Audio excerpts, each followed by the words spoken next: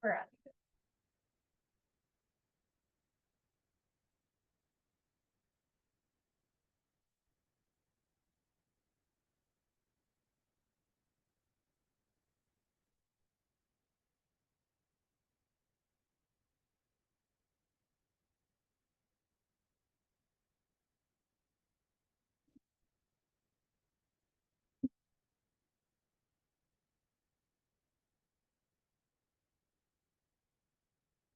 Any lean agendas or?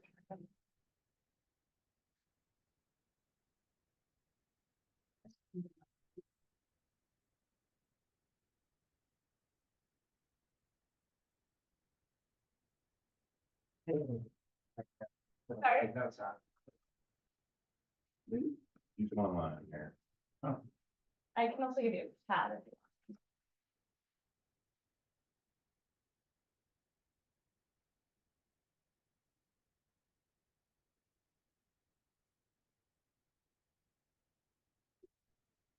I don't know if Gary's zooming in, so I've got like 45 minutes. As I said, I think there's a lot I'd like to share in executive session. So I just don't know if you want me to go first when Gary can hear it. I don't think that that's a problem. He's a state agency, he's heard a lot of it too, but just in terms of logistics for Gary, how's it going? Too many in person. When I mentioned that it's a 9 o'clock meeting, they're like, yeah, it's not open until 9. So I just went back to my car to sit. Oh, Rebecca. okay. Pam, nice to meet you. How's it going? How you doing? Nice to see you. No, I think I'm good. Thanks for answering. Yeah, I think it's fine. Also, moving to executive session to discuss. Authorization. We haven't called or done. Nope. Oh, We never mind. gotta start We there. still need- Call the meeting to order. We'll do a roll call. Yep. We still are waiting for, Nate's right there. okay, Oh, I appreciate it. no, I never. And then once you meet the motion, I'll pause the recording. Okay, I will go ahead and call this planning committee meeting to order. It is Wednesday, July 30th at 9:05 a.m. Clerk, could you please do the vote? Council Chair Rathmel, Present. Councilmember Kavanaugh, Present. Councilmember Hotchkiss. Present. Also present are Mayor Cram and Mary Vernon. Chris Scott. Chris Scott. Okay, so this is a follow-up meeting to the July 17th planning committee meeting on the same topic of the city moving forward and purchasing plaza via eminent domain. There were several questions posed during that discussion that confirmed would need to be addressed in executive session. We initially intended to start with some of the concerns and questions we still have as council related to the potential environmental impact. But just in understanding some of the time constraints, I think we'll move to consider executive session first and start there. Could I get a motion? I will motion to move to executive session to discuss legal and proprietary development information for Binghamton Plaza. Mayor Graham and Gary Chris Scott. Chris Scott from the DEC in that discussion. Second. Motion and second, any discussion? Favor? Aye. Okay. Thank you. We are back. Sure, I'm announcing that too, but we are back from executive session. And so, Gary, again, thank you for joining us. Would you mind, before we jump into the specific questions that I sent and any discussion, just representing for those who may be paying attention, your role with DEC and your carrying of the project? Okay, so I'm a geologist, hydrogeologist with the DEC, and I've worked most of my career at the DEC in the Division of Environmental Remediation, which oversees the state's brownfield cleanup program.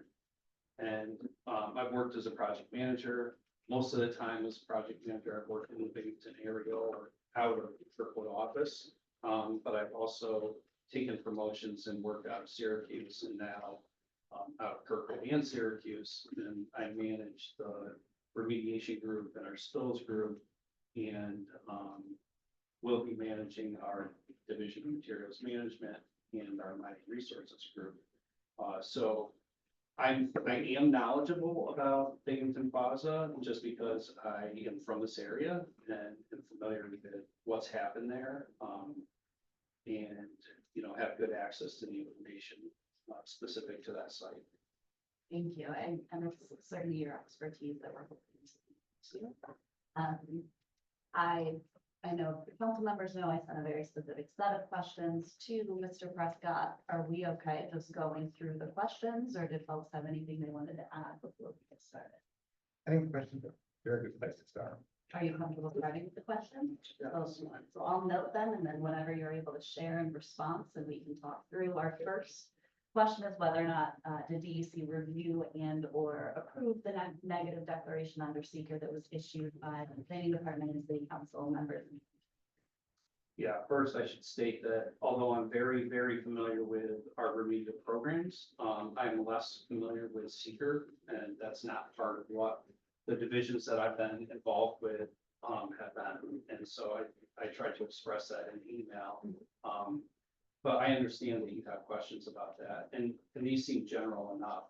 But this was a type 1 action under seeker, so it requires a full EAF. So that's why that was done. Type 1 actions also require coordinated review. So right within the EAF, section or part 1B lists all of the agencies that you need approval, or maybe they're involved with funding. But ultimately, they all need to approve what's happening with the actions that are reported in the EAF.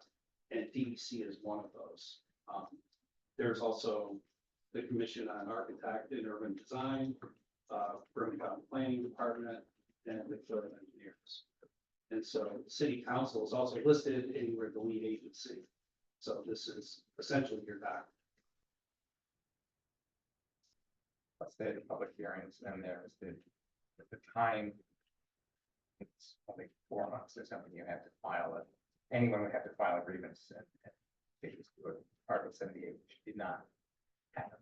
Yeah, and I think that's important to note, that public component. You know, this is not something that's done behind closed doors. This is, you know, well notified.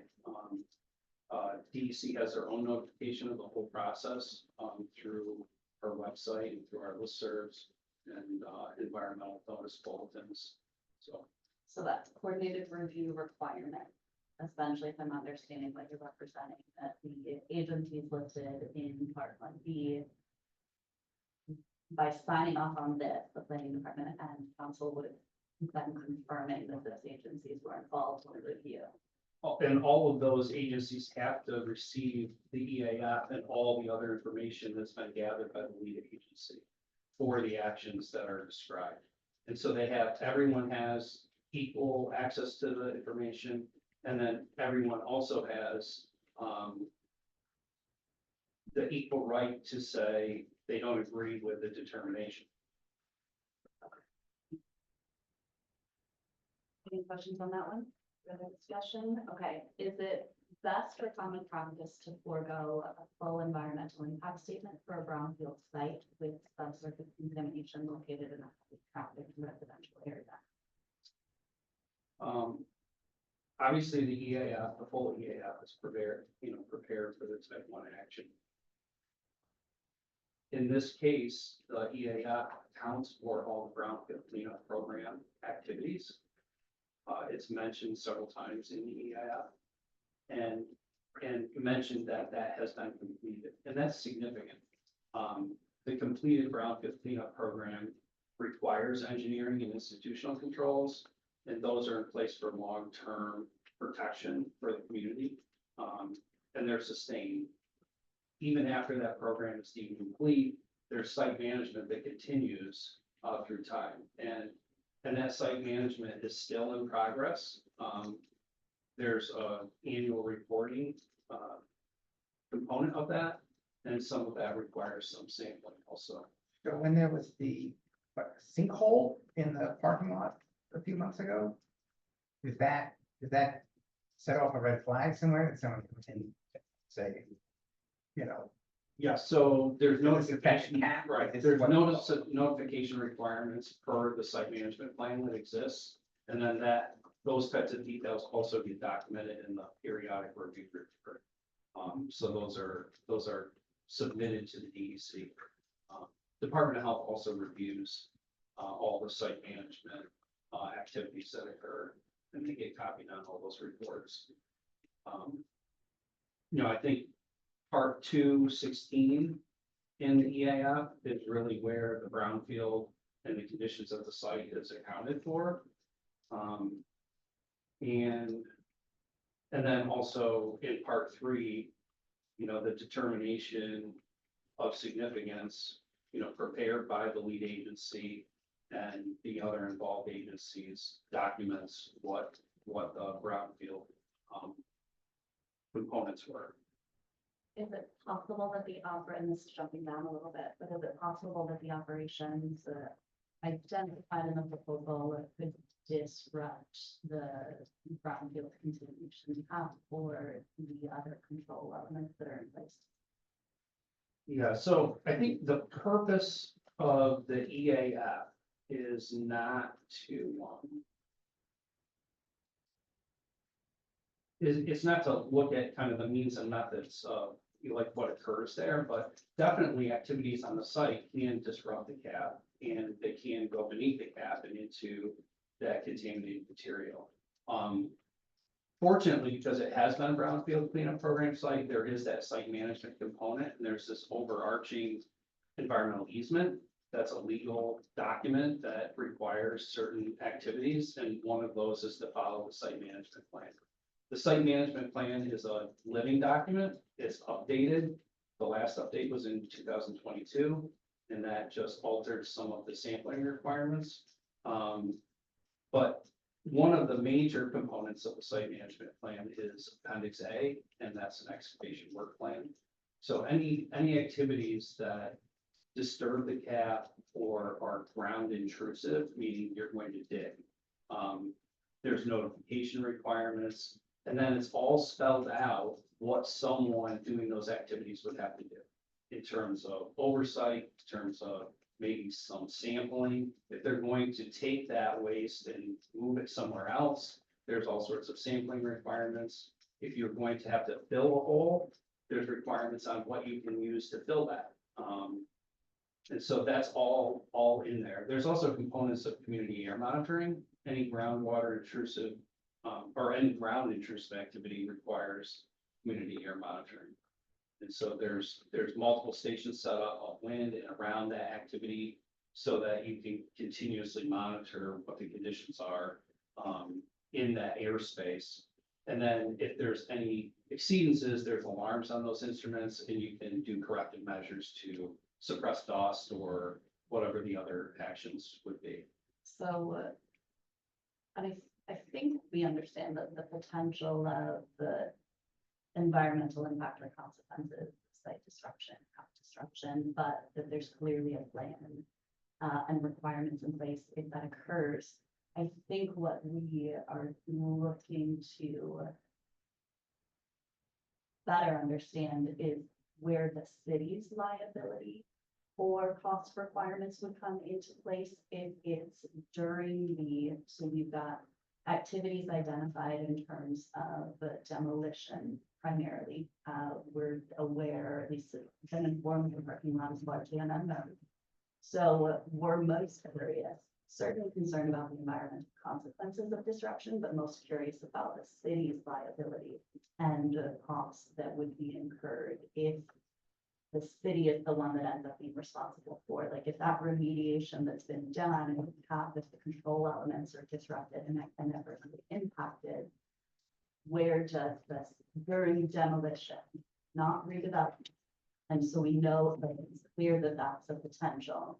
We've got excavation and dredging in the EAF. We've got, I mean, just a good number of actions that could potentially result in disruption. The city would end up being responsible for the site, I'm sorry, what did you call the plan? Site management plan. Thank you.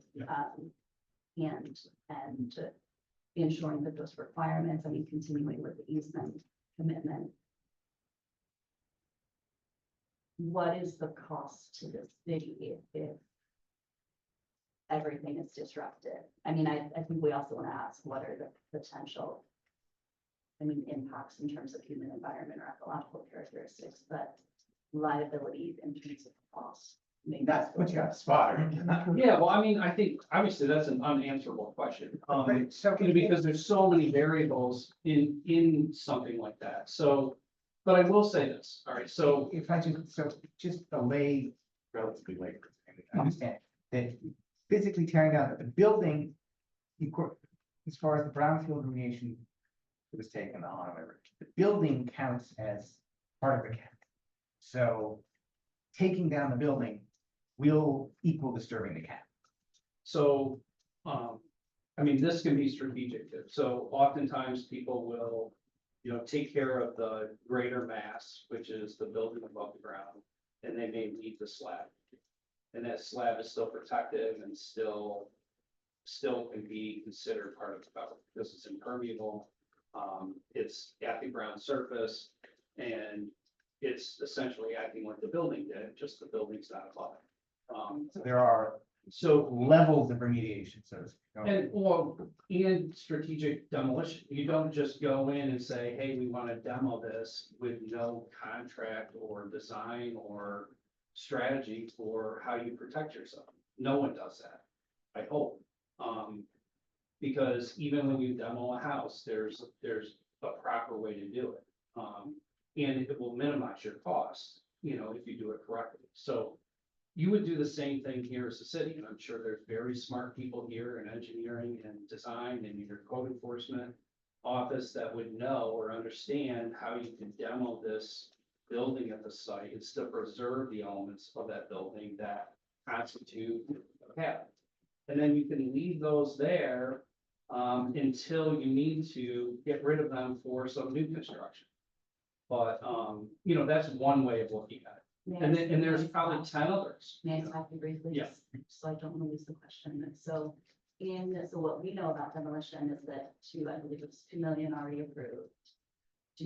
So in reference to what Gary's representing this in terms of internal conversations around strategic demolition, design, approaching demolition to ensure that the remediation isn't impacted. Have those conversations been happening among departments? Yeah, so just to be very clear, the city itself will not perform the demo, nor will the city itself design the demo plan, right? That will be done by licensed contractors who are insured, bonded, et cetera. So as it relates to developing the environmental remediation, whether it's, asbestos surveys within the building or how to take down the building to meet the DEC's requirements to maintain the cap where strategic, or maybe some areas where it is strategic to do the 2 feet of clean fill. Yeah. That will be done by environmental engineers. We have an RFP that's out. We have responses to that.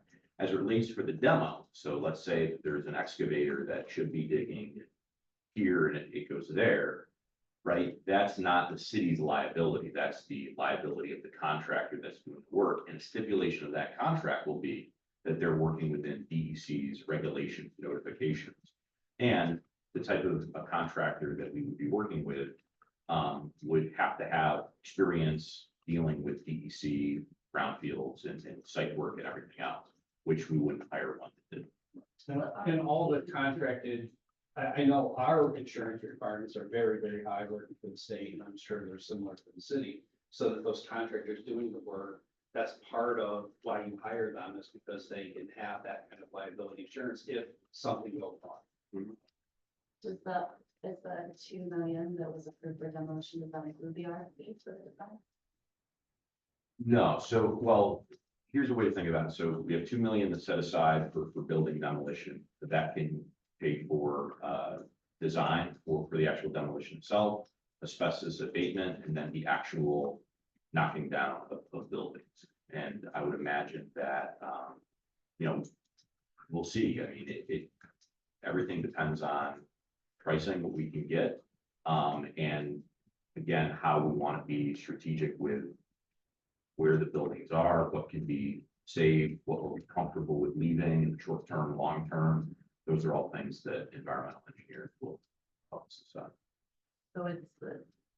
So it's like a vast effort towards strategic planning, preventive planning, but to where you started in response, an unanswerable question, but one that should be planned for. Yeah, no, I think it's manageable, and I think you can certainly minimize or eliminate all the risks that you can see, right? I mean, you may always come up against something that's unforeseeable or unknown, but that's what happens with site work. So there's been some equivalence made between Binghamton Plaza work and the work that was done across the street at Canal Plaza, where we had a building and a site, building's gone, new building is there.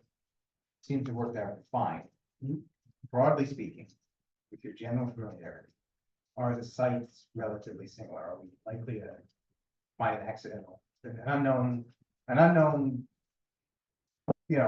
leaking toxic waste barrel under the Binghamton Plaza? Yeah, I mean. Or is it generally? Again, the nice thing about the brownfield cleanup program is the state has an interest in that program. In having the investigation done to a resolution that gives us confidence that we understand the environmental conditions. And that nothing surprising will come up. Because when I say that the applicant gets a liability release in the brownfield cleanup program, that applicant, when they're given that release, it says that you did the program fully the way the state wanted. In the state, from this point forward, after you get the certificate of completion, will be responsible for any of those unforeseen conditions that come up. That's a huge deal for property that's in that brownfield cleanup program. So we want that investigation to be thorough. We want to understand the conditions of the site. We want to be able to make our remedial decisions well in favor of redevelopment, but also in favor of the state not taking on liability that we don't want. So having that certificate now, that certification that the clinic was completed to DEC spec and whatever is in some, the warranty, so to speak, is in the for the whole thing. Question on Canal Plaza and similar sites. So similar, yes, sorry. They are very similar, and it's interesting that you brought up that kind of equivalence with building demolition as the start. They did the building demolition prior to entering the brownfield cleanup program, so that wasn't something that the DEC really had to be too concerned about. But obviously we were aware of the prior activities there and the historical manufacturing process that happened there, industrial activities. But we also found waste on that site in digging for foundations and digging for utility lines. There was municipal waste that extended over to that area. So they have very similar conditions subsurface, maybe not site-wide, but certainly in areas of that site. And so they had geotechnical challenges for foundation work and things like that. But the contaminant types were very similar and kind of low level, associated with municipal waste. Well, I said it's an incinerator, so it's a lot of ash. It's a whole layer of ash. Yeah. Well, and unfortunately, the accounts of the incinerator were that it didn't work very well. So you have a lot of partially burned garbage. So it's not really ash. It was never dried properly. It's what, some people have told me, with that historical perspective. So it didn't burn well, didn't compost well. And that's why it was a problem. This question, I just want to make sure that this was the one that we were answering, and also I'm going to use the word warranties. In terms of protections that exist if additional contamination is identified or it's found after demolition by disturbance, the date of the vested interest at BC given the brownfield cleanup, that process and that certificate serves as an element of protection for the city. That COC acts as a protection for the applicant. It may not be transferable to the city. And part of the reason for that is that the waste that exists on the site is the city's waste. So the city has a long-standing tie to this and will forever be tethered to that site, whether they own it or not, because they essentially own the waste that's there. So in a lot of ways, you likely are in a better position to own it or control what happens there, due to that tether. So our liability predates all of that, so. Yes.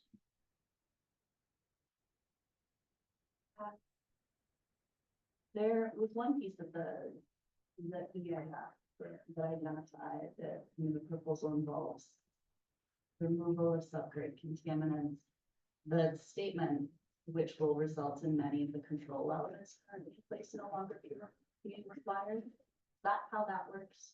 Yeah, so I think that the seeker EAF was probably developed at a time before maybe the city's understanding of the conditions of the site and what could be done, maybe elevated or improved. And we've had a lot of conversations with the city about how redevelopment can be done in the future and how those controls are protected and how you may have to modify those controls for certain uses. None of that requires removing all the waste that's there. And I don't think that that is in anybody's interest to remove all that waste because it would have to be transported and it would have to be disposed of somewhere else. And all of that is not environmentally friendly and would be a huge burden for cost and time. And in the end, it would be probably no more protected.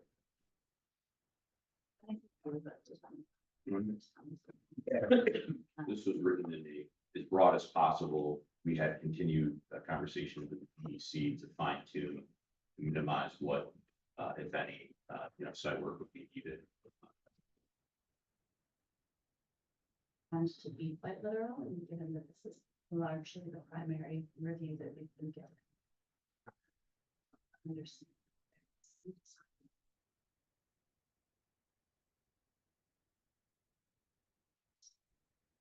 So short-term, long-term environmental monitoring and mitigation activities that the city will be responsible for. I mean, we're taking ownership. They're short-term initially, but if we're selling with redevelopment intentions, there are still long-term responsibilities to that tether is what I'm understanding. Yeah, so I mean, I think you're tethered to the waste that's there, but you're not tethered to ongoing site management if somebody else becomes the owner. That becomes their responsibility unless the city wants to keep that as part of the deal, you know? You can structure deals however you want. So say those out parcels. But it's, that are there.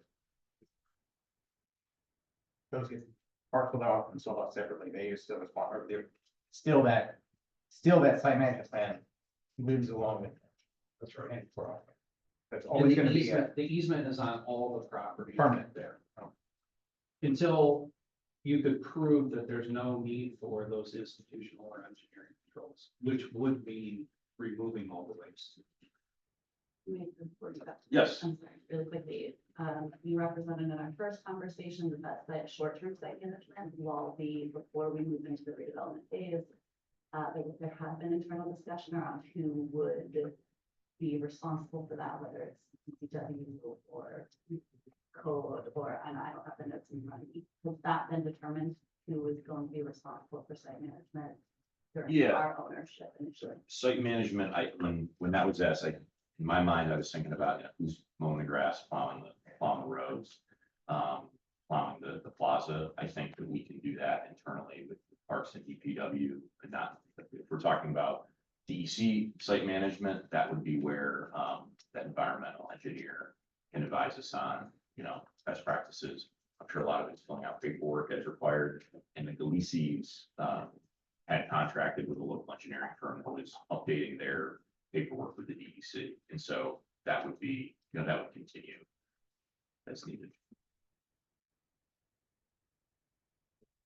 Yeah. Okay. But I gotta have, anything else before I go?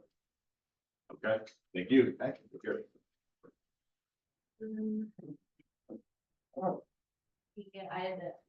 We asked whether it's best or common practice not to consult with an environmental law firm obtaining guidance about liability and find some of those unanswerable questions that we represented.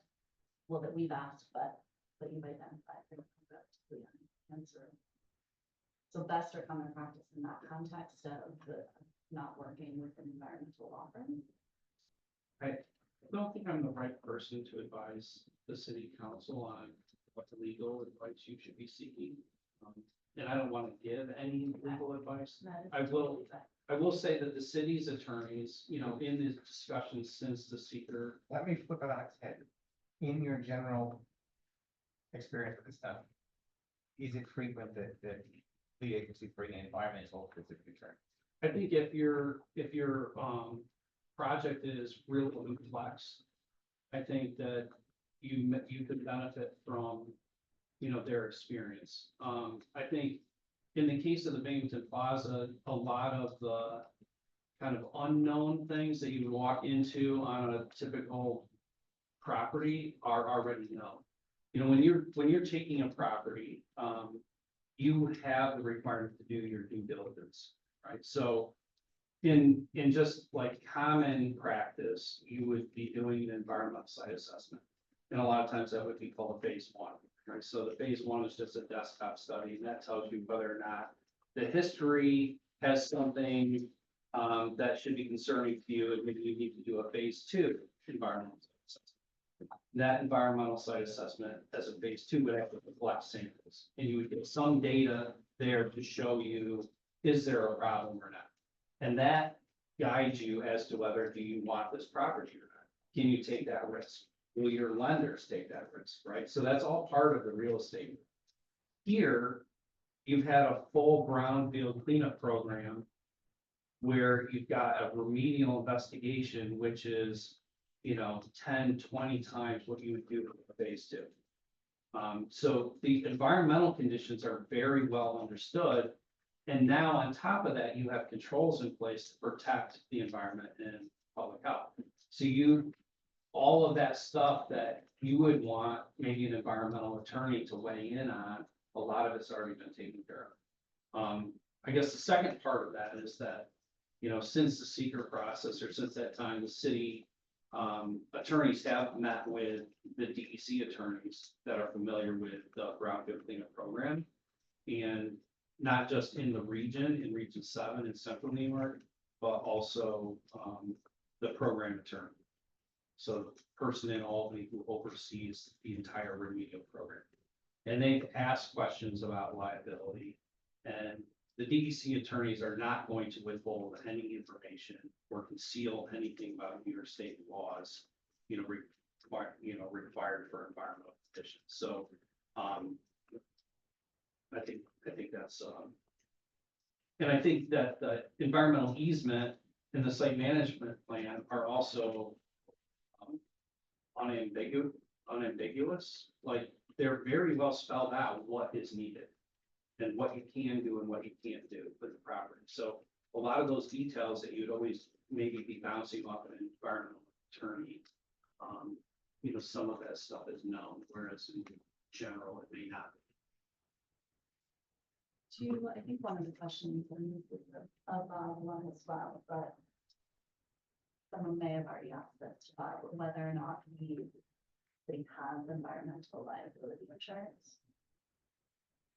But come up in your conversations with Bob. So I think we have that one to send to Bob. We have what? Yes, no. I'm gonna pretty much say no. I feel like I would have run across that fence line somewhere at some point. So generally self-insured for most. So. The current or potential of additional environmental liability insurance and whether or not that would be in our best interest to consider. I think some of the questions that you had about environmental liability really had to do with when work is being done. And I think the mayor may have been trying to make this point that that liability shifts to the contractor. You know, whoever's doing that work is not going to be a city employee.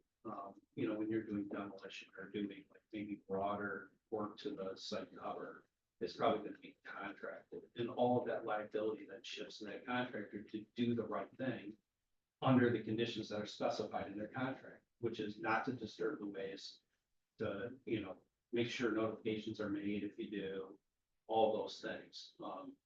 And so- if they do, Then the city holds them liable for any damages or any costs that it may incur through enforcement or otherwise. what is your general understanding? So if we're talking about impact to the human environment, if the path is disrupted, can you speak at all to? Well, I think the big deal is no one should be operating on that site without a plan. And so those plans will be reviewed by the DEC and Department of Health. And so if anything in those plans suggests that there will be some exposure concern, you know, then the plan should be rewritten to minimize or eliminate any of that. Or have contingencies if the first line of defense fails. So if you see this, then you do these three things. And if those three things don't work, then you shut down work and you do these other actions. So those are typically accounted for, you know, in your planning and in your design. And so I guess no work should be done there without, you know, proper review by the agencies that are involved. And the same thing goes with demolition. Everything kind of above the ground for demolition is going to be controlled by local law or local code enforcement. It's the city of Binghamton that enforces how demolition are done.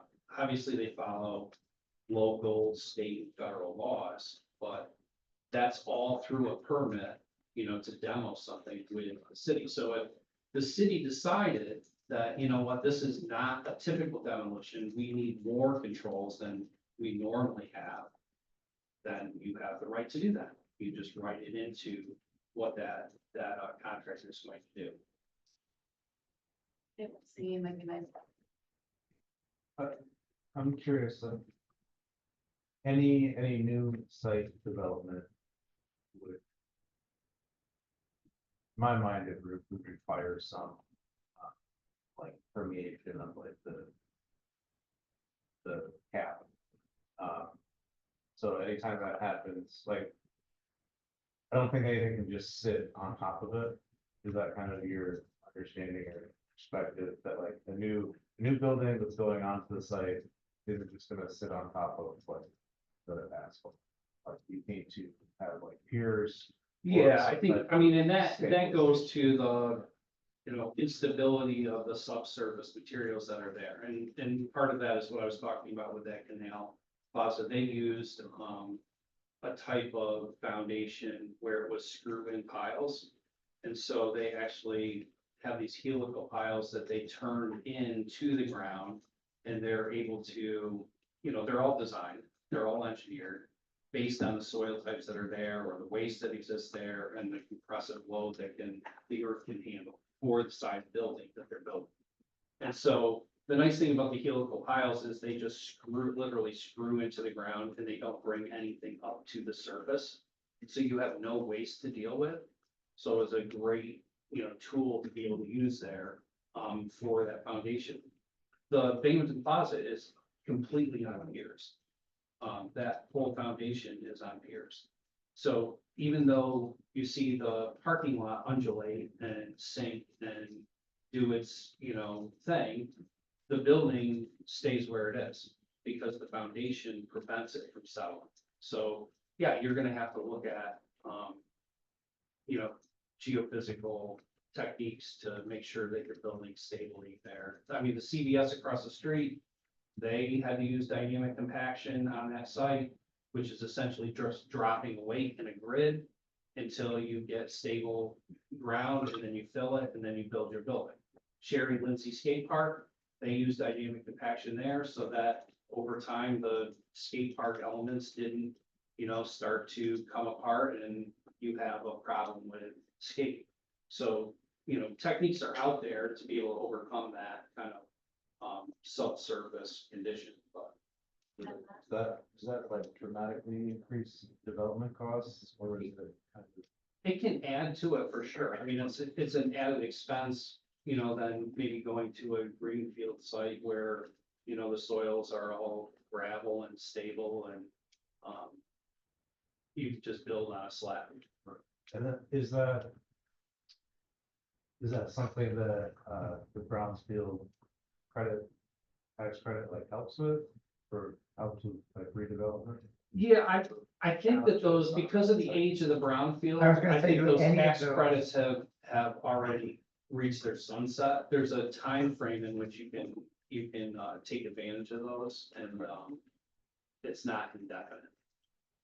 So That's a shame that they got wasted. Okay, so along those same lines, somebody could come in there. Like an interested party could come in, and if they wanted to redevelop it for a different purpose, right now, most of that site is. Commercial. But if someone said, hey, we wanna come in and we would clean it up to restricted residential use. They can apply to the brownfield cleanup program again. And enter that program and do some work in that program. And improve the remedy so that you can do restricted residential and get the tax. So that was the one restricted use, right? It's no single family residential essentially on that It's- site. I couldn't remember One from the part of the environmental bit. You know, or- one or- part of the no. site is restricted residential.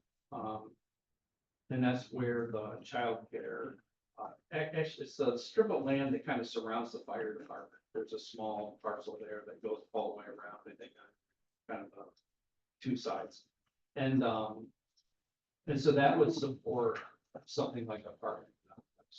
The rest of the site is commercial, so you could not have residential of any kind. You could not have single family, and you cannot have kind of a duplex or apartment. Is that environmental reasons or our zoning? Possibly both. Oh. Yeah.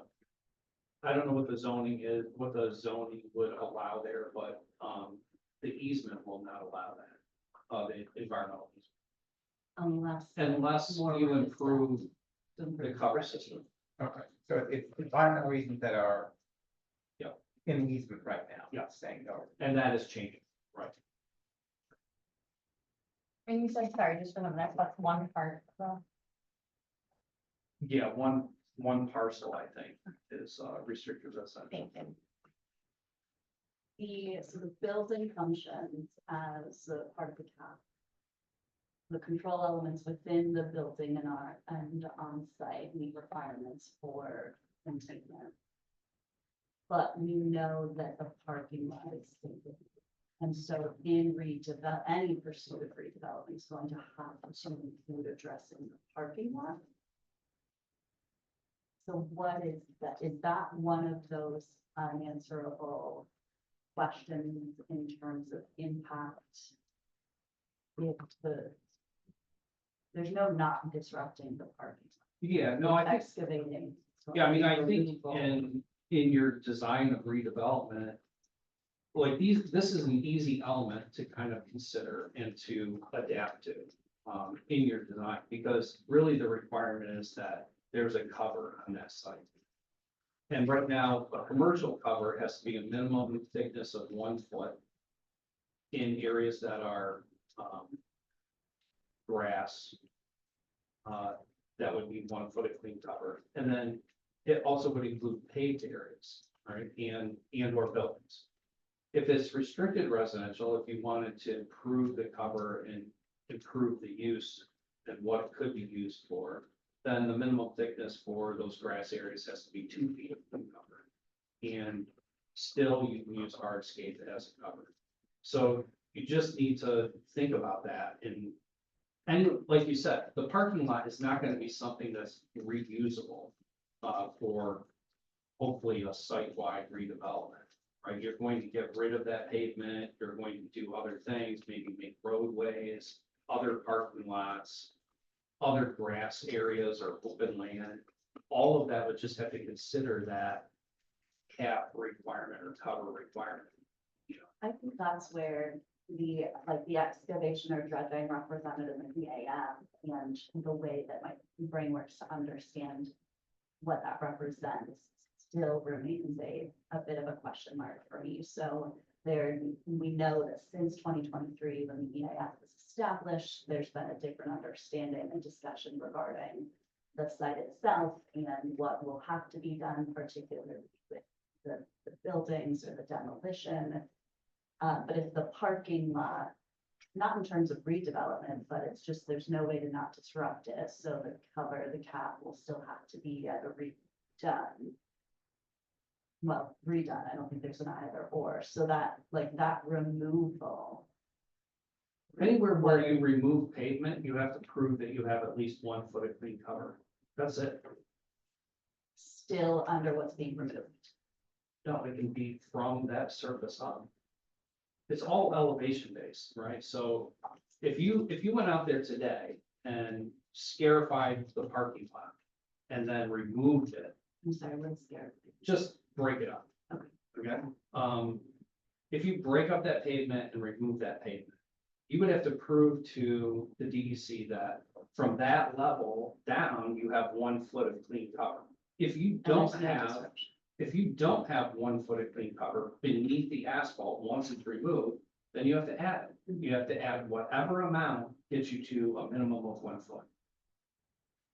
Do you, So there were core sampling stuff, right, of and sample wells for groundwater contaminant, all of it. So do we have a sense of, or is there even a map of the site that shows the general level of clean fill as far as we know?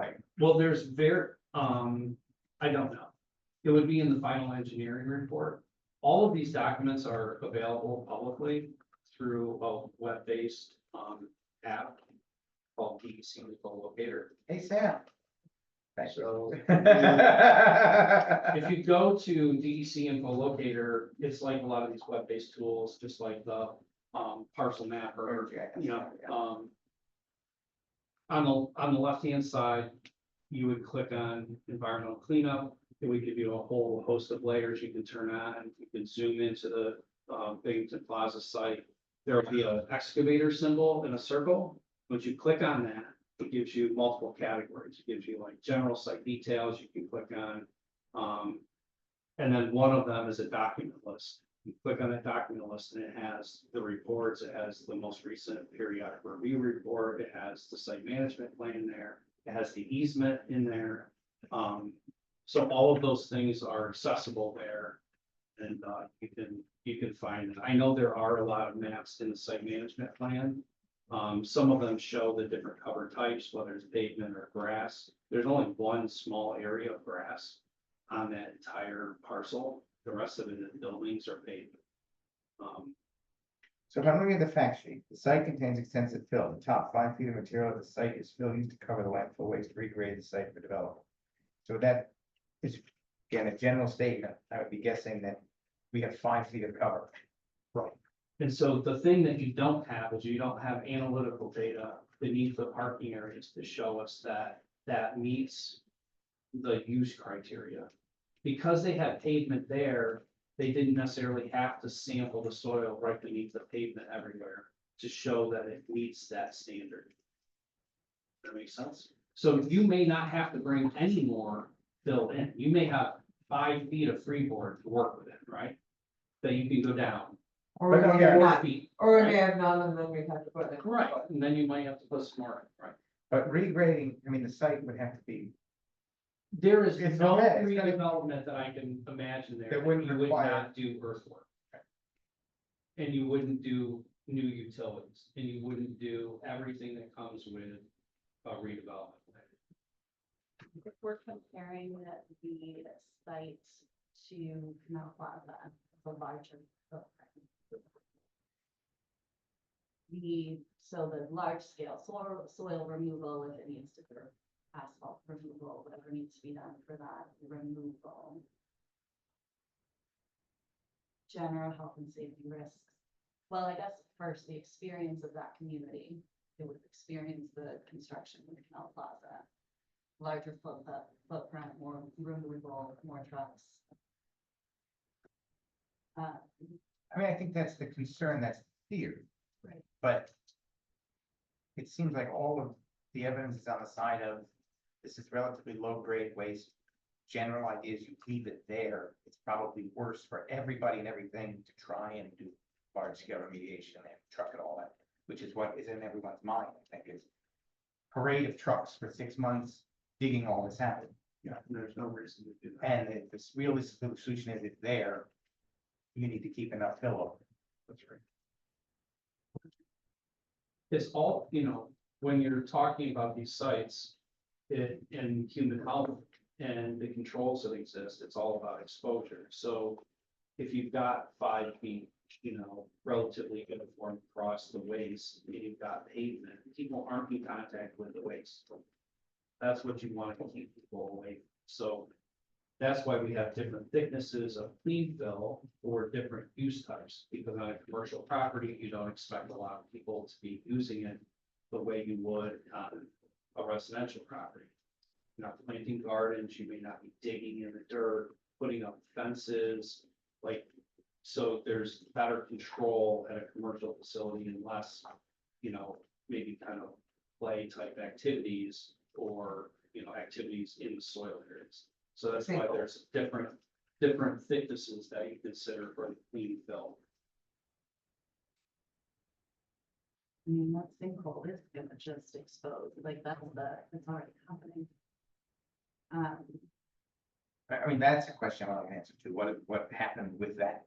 What was the response? Is that been recorded, it's properly reported to I think that's this question. DEC and the health department and everyone that's. I think we just received the most recent periodic review report, so it's being reviewed now. I'll certainly bring that to their attention. It made news, right? And I mean, Not that's productive. one of the things about what the mayor was talking about was, there are requirements for who could prepare those reports, so it is, an independent consultant, that has, their credentials and their certification that they're providing. And so, they're, it's in their best interest to do everything, the right, responsible path. Well, we have kept you over an hour. I don't have any additional questions. Anything we forgot to ask, anything you want to contribute, anything? I don't think so. Hydrologic engineer, right? Really helpful. I really appreciate the perspective, clearly your expertise, it's just really helpful to hear it directly from someone who is familiar with projects like this one. I understand the level of familiarity, somewhat limited with this project, but the full, I appreciate you answering the question. I think that, our area has definitely benefited from the brownfield cleanup program. We've got a lot of projects that have been done that maybe some people don't even realize that was a brownfield cleanup project. They dealt with waste or dealt with ways to control it, so that it was safe for redevelopment. The student housing project on Washington, that was a former manufactured gas plant site. Shenango Commons, if I remember. Shenango Commons. Confluence. Yeah, Confluence, right there, yeah, Right. yeah. Had a different name as a brownfield site, so yeah, Washington Street on the. No, that's one that pops into my head as something that's in my And I mean, area in lifetime, I remember, and and that was, honestly, the Canal Plaza is a great example because the site is so similar. And that was cleaned up so that it could be used for commercial and residential. The cleanup standard there is for restricted residential. So anywhere you see grass on that site, there's at least 2 feet minimum clean cover. so the confluence, Residential is possible, just to clarify, residential is possible just with additional. That's right. Right, and residential, if they go for residential, then they would be able to apply for the tax credits again. There's a possibility that someone could come back. so like with the confluence project, that was a situation that I think was Columbia Gas that was from work, from activity 80 or 90 years ago, Yes. was on the hook with this kind of Yep. liability going back. It's something that the city would be on the hook for, this kind of named deposit situation, no matter what. Yeah, the way the laws work in New York State is that, it can be somewhat maybe unfair to a landowner, but anybody on the chain of title is considered a potential responsible party, and certainly the people who had some activity in the disposal of whatever is there is also a potential responsible party. So another thing that was on that site was for archaeological concerns. In the landfill cleanup or DC, does anyone look at dated cultural, archaeological things? That's not part of it. It was not part of brownfield, and it comes up, the archaeological stuff comes up much more so with redevelopment, and when you're going to redo, a building or build new buildings when you're doing ground intrusive work. For the remedial investigation and the remedy that was imposed here at the site, there wasn't a lot of digging, there wasn't a lot of intrusive work, other than putting wells in, which is, a pinhole on that site versus an excavator digging a trench.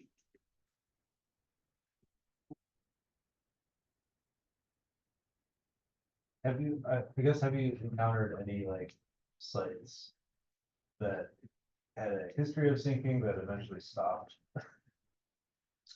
Well, I think it's all, obviously it's all due to the stability of the waste, and that's going to continue to break down because it was municipal waste. It decomposes continuously. That's where you get methane gas and things like that as that decomposes. So that's going to continue to subside. But like I said, there's geotechnical ways to overcome that. So equipment like ground was percolating in and out continuously. Is it a normal amount of that? It's talking about, seems to talk about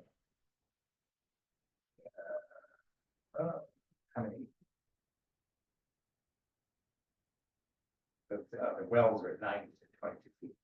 But seems to flow in and out based on seasonality. Is that normal? Is that river Yeah, well, I contamination think a lot of concern? Or- In our area, in the valleys, you can see, 3, maybe sometimes 4 feet of fluctuation in the water table. So in that we can find zone. In this area, I think they encountered what's called perch water.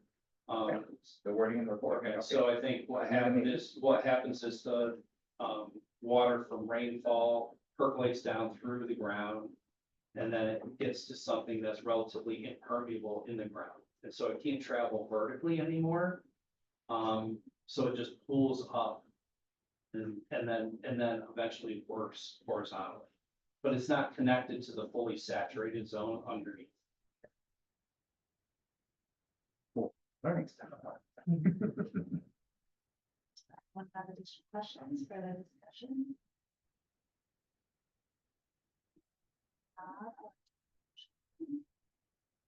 Well, I'll second. Discussion, all in favor? Thank you so very much. Egan. Very informative, and very, very. Very. I mean, certainly, I'll just offer that, if people do have questions, like we are accessible, and not just myself, the person who was the project manager at the time that this was the brownfield cleanup program, he